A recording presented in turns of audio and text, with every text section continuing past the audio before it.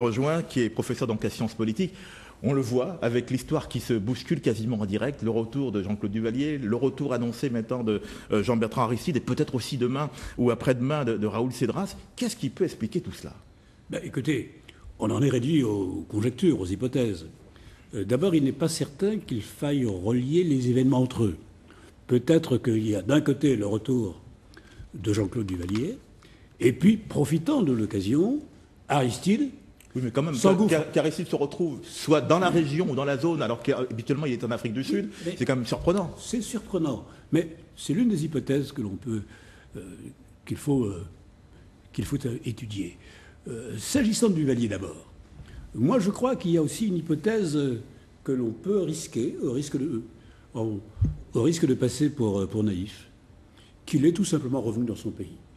Parce que c'est un homme malade apparemment, qui depuis longtemps il veut mourir chez lui, qu'il veut revenir chez lui, et qui est en plus certainement assez peu fortuné. C'est une hypothèse.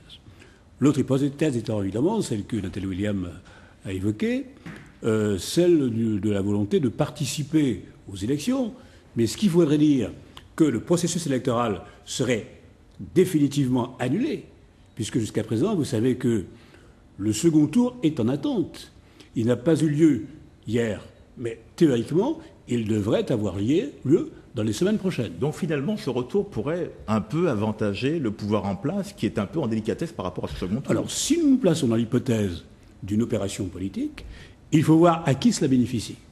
Et à l'évidence, c'est au pouvoir en place. Très clairement, puisque aujourd'hui, on peut dire avec une quasi-certitude que le candidat du président du pouvoir sortant, M. Célestin, ne sera pas qualifié pour le second tour, que ce second tour devrait, normalement, en tout cas c'est la recommandation de l'OEA, devrait mettre aux prises Mme Manigat et M. Martelly, et qu'il semble bien que Mme Manigat ait une assez grande marge d'avance qui pourrait faire d'elle la première présidente, femme présidente en Haïti. Est-ce que vous pouvez imaginer, est-ce qu'on peut imaginer que Jean-Claude Duvalier soit rentré chez lui sans que ni les autorités françaises, ni les autorités américaines ne soient au courant, comme elles l'affirment?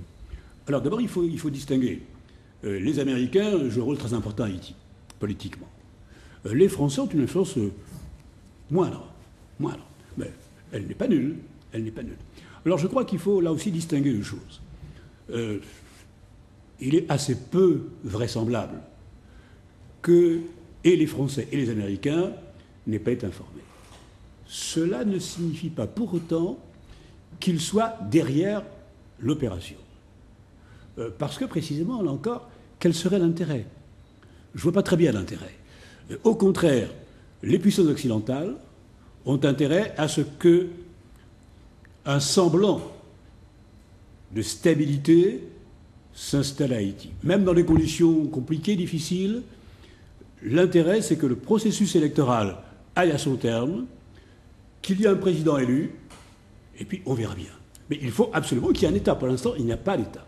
Comment vous réagissez donc aux réactions d'une partie de la population haïtienne qui avait l'air assez enthousiaste par rapport à ce retour, alors qu'elle a quand même, en tout cas pour les anciennes générations, subi la dictature de Duvalier? Oui, alors je crois qu'il faut quand même là aussi être précautionneux.